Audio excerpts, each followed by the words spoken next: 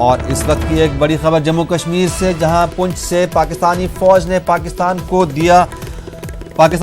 हिंदुस्तानी फौज ने पाकिस्तान को दिया मौसर जवाब। पाकिस्तान बिला इख्तियार गोलाबारी कर रहा था और कई दिनों से पाकिस्तान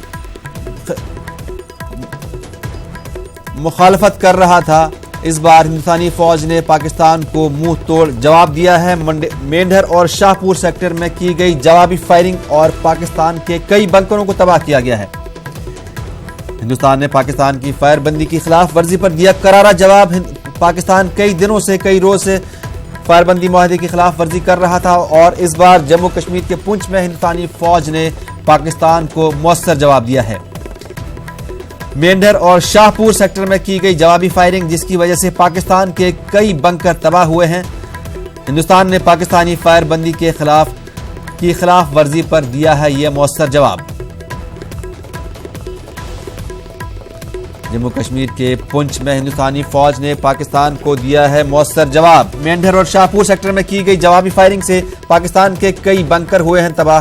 हिंदुस्तान ने पाकिस्तान की फायरबंदी की खिलाफ वर्जी पर दिया है जवाब।